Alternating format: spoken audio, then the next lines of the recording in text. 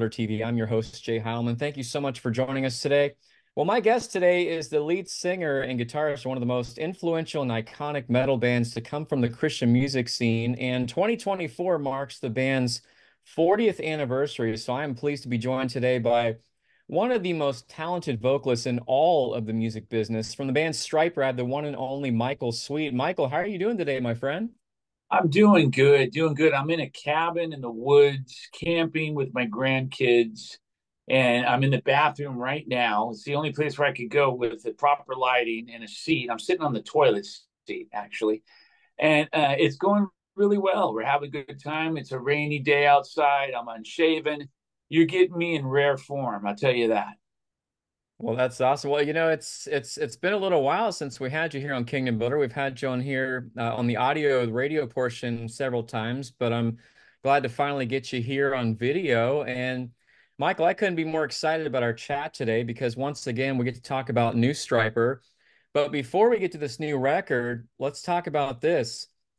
You guys have been a band for 40 years now. And, the first question is looking back on the 40 years since you guys got started back in 1984, could you ever imagined in your wildest dreams that not only would you guys still be out rocking shows after 4 decades, but still putting out new music as well? No, not at all. As a matter of fact, I remember when I left the band back in '92, it felt like an eternity, from '84 to '92. It was just an 8 year period that felt like an 80-year period. And so much had happened and transpired during that time. And I felt like, wow, we did our thing, you know? And then I left the band, and then you realize, well, no, your thing isn't over yet. It's not up yet. There's a lot more time, a lot bigger calling than you realized. And I took a little time out of the scene and off from music, and I got back into it. And then, been going ever since from 94, 95, and 96 with the solo releases, moving back east, taking some more time off, and then getting back with it again. From basically '03 on, it's been a blur. I mean, Striper went out and did our tour, reformed celebration tour in '03, and we've been going nonstop, fairly strongly ever since. I would say so, man. You guys have put out more records since the return than most bands do in an entire career. I mean, you're giving these young guns a run for their money because you guys are putting out new records every couple of years, and these younger bands, they're trying to catch up, putting every 3 or 4 years out. So you're really schooling them still, Michael. Well, it's funny you say that. I do think now that I'm thinking about your words, I'm thinking he's right. We kind of are uh, giving them a run for their money, and not purposely so. We're just doing what we love to do. But interestingly enough, here we are looking at, I don't even know how many albums, Striper, solo, side projects, a lot of albums over the years, especially it was starting really igniting with a bang from basically 2000 and maybe 13 on. That's been the real just explosive point for the band and for myself. And, I love to make music. I love to write. I love what I do. I take it very serious. There's no reason to not do it. I love the opportunities. I take a lot of them. I pass on some of them, and I'm blessed to still be doing what I'm called and put on earth to do. Um, I'm very blessed. I got a little fuel in the tank still. We'll see how many more years. Yeah, well, looking back on the time that you've been in the music industry, what would you say would be the biggest change that you've witnessed on the musical landscape in all of your years working in the music industry? Well, I mean, a couple of things. First big change I witnessed, and I knew it was going to have an effect on our music scene, our genre, and that was when Nirvana came on the scene. I heard them, I bought the album, I loved it, and I thought, oh man, times are going to change, and they did. And it was more difficult for us. A few hair bands broke during that time in the early '90s, but not a lot. It was really the end of an era, and we were part of that. And I think we disbanded and went our separate ways right before that happened. But you couldn't get arrested if you were a hair metal band in the 90s for the most part. It was a struggle. And then the other big change that I've seen is the physical to digital Yeah. movement. Everything's about streaming now. And for a while, it was about downloads. Now it's not. Now it's about streaming, and it's really taken its toll on musicians and how they buy their bread and buy their butter.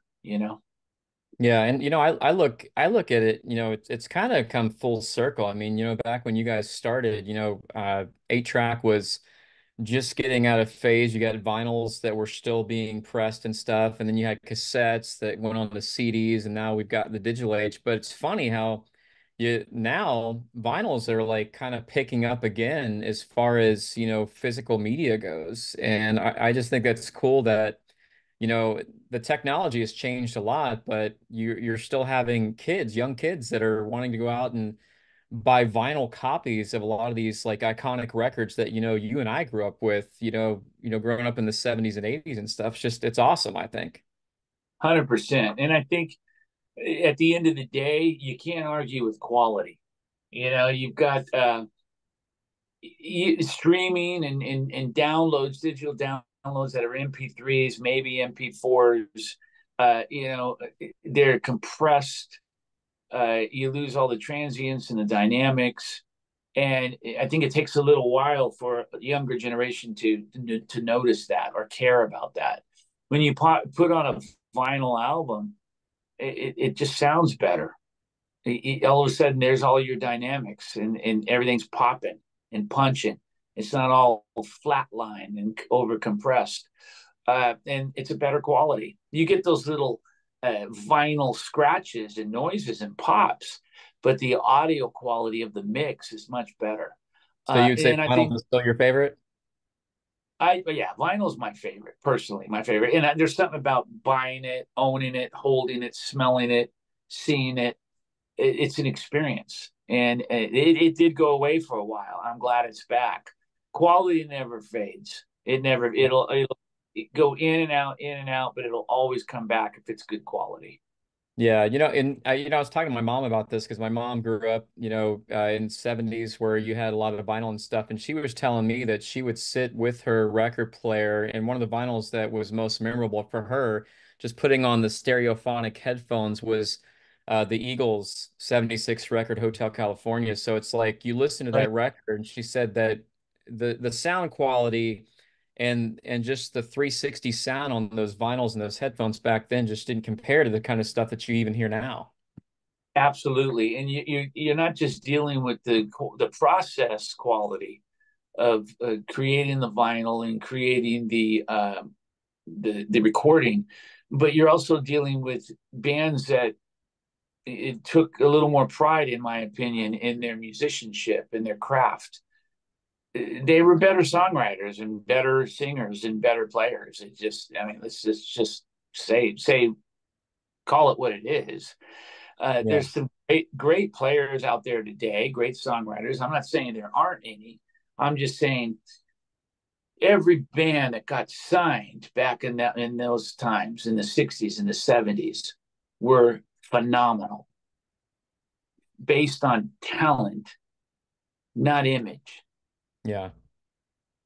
Well, And even now the recording process has, even though it's gotten a lot easier, with being able to record remotely and in different places. And I mean, you can even record pretty much everything from a cell phone now or an iPad. And, I'm kind of curious, do you like that process of recording and how it's become a little easier, more convenient, or do you still prefer the days when you had a whole band in one room, recording to tapes and reels? well, we still do it the old-fashioned way. The band Striper goes in one studio in one room, and we rehearse together and we record together.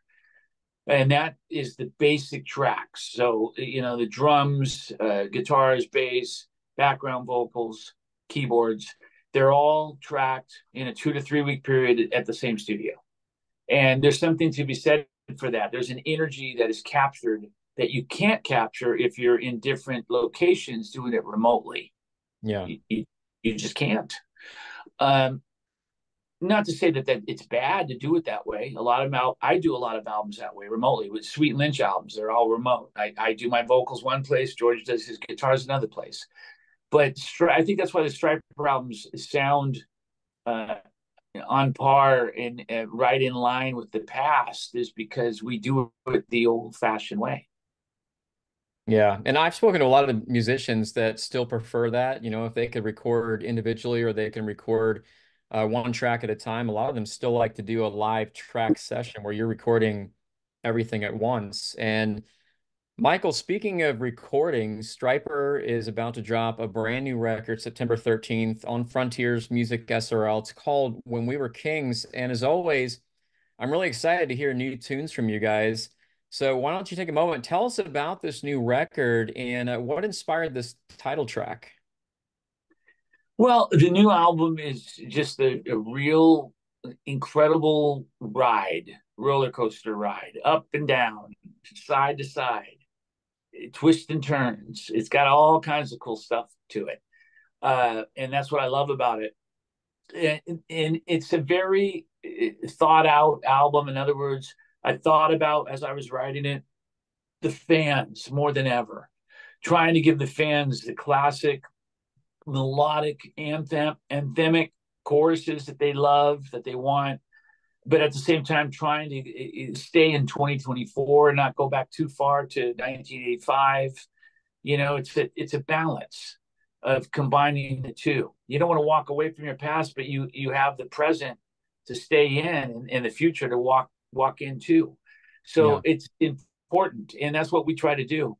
I think this is an album somehow perfectly works in terms of bringing all that to the table. It's eclectic. It's got diversity. Songs like "End of Days" and then a song like "Betrayed by Love," completely different songs.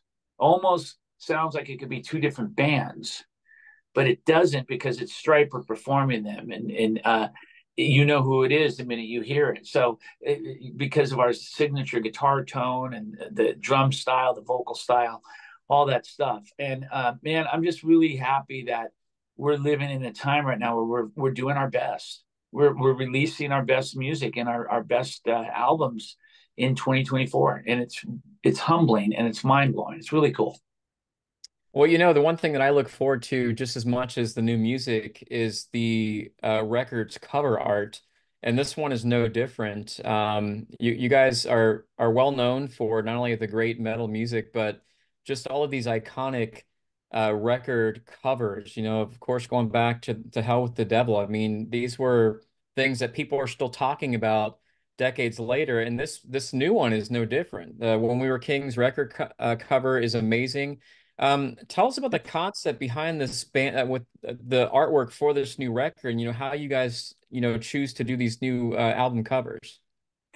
Well, the artwork and the lyric are two different things, but yet the same. So what I mean by that is the artwork, it shows Jesus in the center up front, and the four angelic transformed beings that kind of look like us to a degree behind him, in his glory, have been transformed and are kings. Uh, Now, if you read the lyric, what the lyric is talking about is we're reminiscing on the past and looking back on how things used to be, how great they used to be. Remember when we were in our prime, at the top of our game, selling out arenas and platinum albums, and on three buses, three semis, sold out tours. Just reminiscing about that in a positive way. Guys, remember when we were kings? Wow, wasn't that incredible? And it's just a great look down memory lane, is all it is. And what's really cool is the video. When people see that, it's mind blowing. Because what we did is we submitted a bunch of pictures and video, and we had a guy who's brilliant create basically like an animated video from all the photos and the footage, the video footage. And man, it looks so good. It takes you down, it takes you to the past in a time machine like no other. You feel like you're there in 85, 86, 87 again. And it's exciting. I can't wait for people to see it. That's awesome. And that goes for the fans at shows too, because I've been to quite a few Striper shows, and there are some fans out there that really are decked out in Striper apparel. I mean, there's some that look like they stepped out of a video from the first record. I mean, it's amazing how much of a following you have with the fans that are wanting to kind of dress up and be that part and kind of live that nostalgia as well. Absolutely. It's so cool. And that's the great thing about Striper is you can do that. We're almost like the, Christian version of Kiss, you Yeah. know, uh, and it's very similar in, all the merchandise and the look of the band. People do come to the shows dressed up like the band or dressed up in yellow and black suits or dresses or what have you. And it's really cool. It's a signature for sure. It is cool. Well, so take us behind the process of writing and recording new music with Striper. I know that you are the one who writes the majority of the lyrics as well as the music compositions, but where exactly do you start on a typical song? Take us through the beginning to end process of writing and recording a Striper song. Well, I mean, the thing is over the years we've co-written a few things here and there, and it always, at least in my opinion, tends to get a little too complicated. And what I mean by that is one guy says green and the next guy says red, and one guy says go and the next guy says stop, and it just too many different opinions. And a lot of times that works, a lot of times it doesn't work. When you write a song, like when I go to Nashville and I write with guys there, Blair Daly, I've written with him. There's none of that. We just we're all like on the same page constantly. Him and I on the same page for the whole song as we're writing the music. And that's really the way it should be. It should be a fun process. So that being said, lately, over the past, well, lately, since we got back together again, pretty much for the most part, I just write everything. I wrote most everything in the past, 95% of everything. Now I write pretty much 100% of everything. This last album, I locked myself in the studio and I sit down. I come up with a riff first. That might be 5 minutes. Once I have a riff I like, I go into my computer, Easy Drummer, and I find a loop that feels good with that riff. Once I have that loop, that's another 5 minutes. It just starts flowing. And I start piecing together the drum track in Easy Drummer, putting it all together and creating the song. And that's about a 2 to 3 hour process. I take a break, I'll go eat lunch, I'll come back, I'll listen to it, I'll make a few changes, and then I'll literally record it and send it to the guys over my phone. Guitar, la la vocal here and there, or not, and drum tracks, and they'll listen to that, and then I'll do the next day the same thing until there's 12 songs. It's a That's real, it's a real, regimented, like specific, scheduled process and methodical, and it's just the way I work. And it's always about 2 weeks before we were supposed to record. Like people are saying to me, "Man, are you going to start on the album? You're supposed to start recording in 2 weeks, and you don't have any songs yet at all." And I'm like, it'll be fine. And then I'll start, and then it's a song a day, and it's the way my mind works. I work really well under pressure, and thank God, knock on wood, uh, I've been able to album after album deliver songs and albums that people fans seem to like. So it's working for me. Yeah, I would say so. Well, this new record, when people listen to When We Were Kings, what's the biggest thing that you really want them to take away from it after they listen to it? You mean the song specifically, When We Were Kings? Just the whole album. I mean, when people listen to this whole record, they get a chance to listen to the whole record. What's the biggest thing that you hope they take away from it? Well, I hope they take away the fact that Stryper is still here. Wow, they're still here. They're still bringing it. They're still, bringing us quality music, quality message, anointed, powerful albums and songs. And we're not going anywhere. We've had our battles to face and things, hurdles to get over, but we're still here. And we don't have any plans of going anywhere. And, as long as we're breathing and able to perform and do what we do, we're going to keep doing it. Well, that's amazing. I was talking to John Elefante, who's big in the Christian music producing and was a part of Kansas for a couple records. And I was telling him, I said, a lot of people from back in that period of time, including himself, I said, have kind of lost their voice. They don't sound the same. A lot of these bands can't tour anymore because their lead singers are not able to sing like that. And he said, you got to take care of your voice. That's first and foremost. When you're a vocalist, you got to take care of your voice. And I brought you up. I said, I saw STRYPER recently, and I said, Michael sounds better than he did back in the 80s. I mean, his voice is deepened compared to the records back in the 80s, but dude, you still sound amazing. And he's like, John's like, I know why. He's like, because Michael takes care of his voice. He's like, that's what happens when you take care of your craft, man.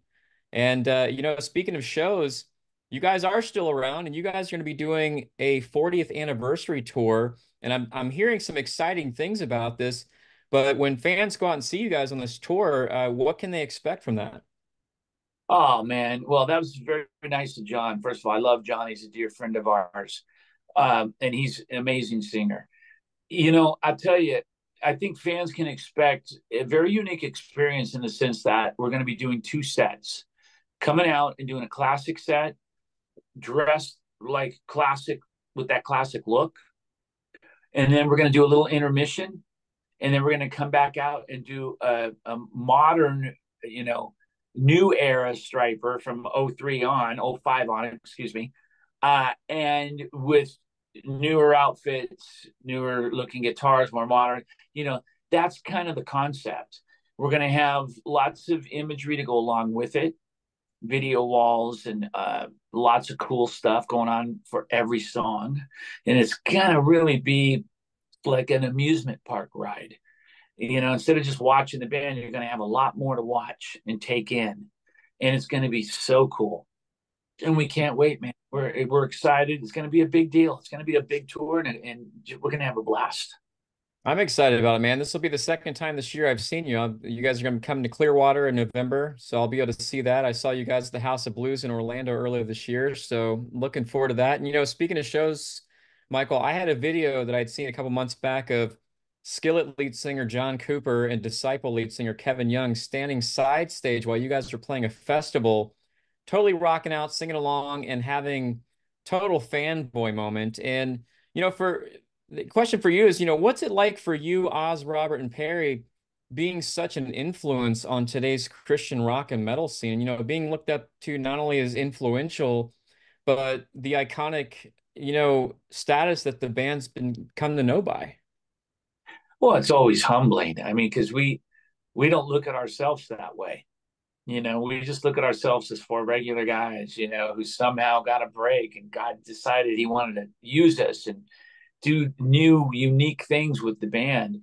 So when we see guys like John and Kevin and Michael, I think Michael Tate was there as well, singing along to the songs and getting into it and talking about how much of an effect we had on their lives as musicians and their upbringings and whatnot. Scott Stapp, same thing. He talks about it all the time.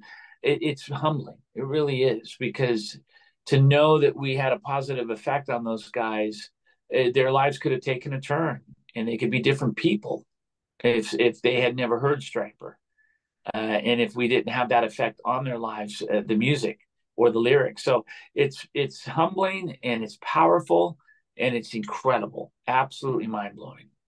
Yeah, I'm excited about this new tour, and kind of closing out questions here. We this new Stryper record is out now. When We Were Kings, and I'd be foolish not to ask what everybody's probably wondering, but what's next for you? I mean, you always seem to have a musical project in the works, whether it's a solo record or other projects and stuff. And in fact, I heard that I thought that I saw that you were working on a solo record a couple years ago, but then didn't hear anything else about it. So I'm curious, is there another Michael Sweet solo record coming? Is there anything else that we can look for, other than the new Striper record? 100%. Well, the Sun Bomb album came out not long ago, Yeah, few months great ago. It was record. Tracy Guns. And then I just turned in, well, not just, a little while ago, turned in the Iconic album, the music for that. That went through some changes because of some changes at the label.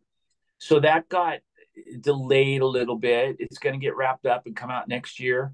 We're doing the documentary. We're working on that.